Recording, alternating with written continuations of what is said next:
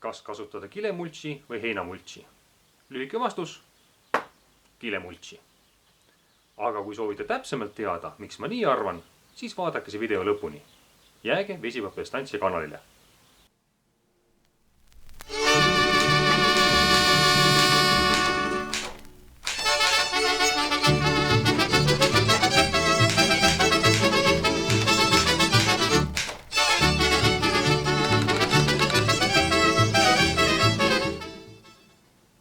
Minu vaarikaistanduses on praegu heinamults. See toimib küll. Muld on sõmer ja niiske ning umbrohtu on suhteliselt vähe. Ometi pole ma olukorraga rahul. Kui ma kunagi peaksin hakkama istandust laiendama, siis kasutaksin hoopis kilemultsi. Aga miks? Vaatame üle kõik argumendid, mille tõttu kunagi otsustasin heinamultsi kasuks. Esiteks raha. Kui istandust päris tühja koha peale rajada, siis on väga palju suuri kulutusi, mis tuleb kohe alguses ja ühe korraga välja käia. Peenravaip maksab raha. Hein on aga justkui tasuta käes. Niikuinii tuleb peenrade vahelt heina niita. Miks siis mitte see kokku riisuda ja vaarikate vahele multsiks laotada? Justkui kaks kärbest ühe hoobiga. Reaalsus osutus aga keerulisemaks. Asi on nimelt selles, et asja tuleb vaadata pikemas perspektiivis. Kile laotad maha ja see kestab kuni istanduse lõpuni.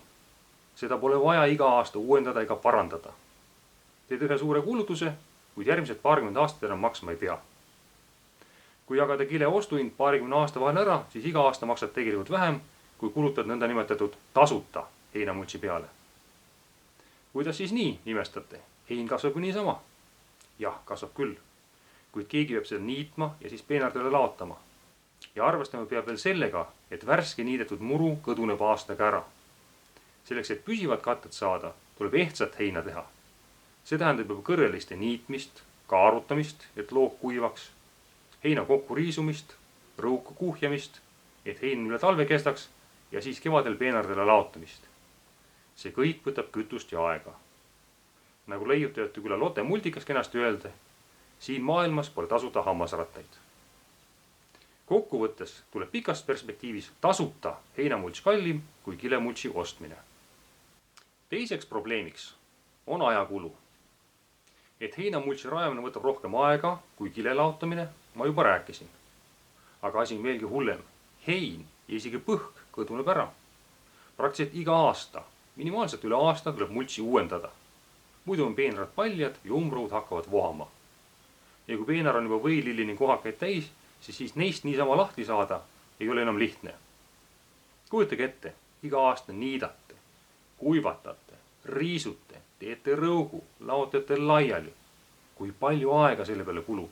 See on raisatud aeg. Tuletage meelde, mida ütles selle kohta Napoleon. Aja kaotamine on hullem kui territooriumi kaotamine. Kaotatud maa saab vaenlaselt tagasi vallutada, kuid raisatud aega enam tagasi ei saa. Ärimehena peaksite ka teadma, et aeg on raha ning mida enam inimtööjõud istanduse pidamisel kulub, seda kõrgem tuleb toodangu omahind. Kolmandaks, teevad kahjurid häda. Mingid teoreetikud küll väidavad, et orgaanilisest materjalist katte soodustab elurikkust peenras ning kiskjad panevad lõpuks kahjurid nahka. Paraku pole nad ilmselt mitte kunagi mitte midagi kuulnud ökoloogiast, täpsemalt nõndanimetatud kanateenese efektist.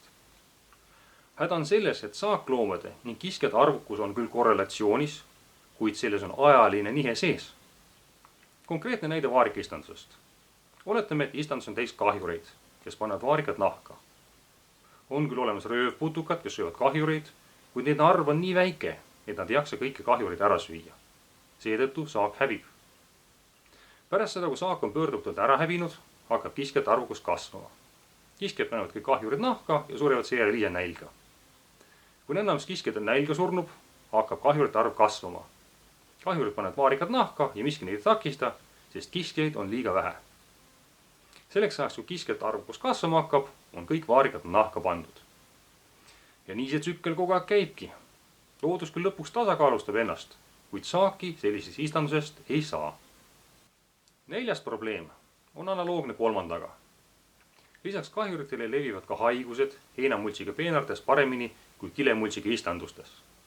Üldse on keemilist ja füüsilist tõrjet teha lihtsam siis, kui kahjuritel, parasiitidel ja patogeenidel on vähem kohti, kuhu peituda.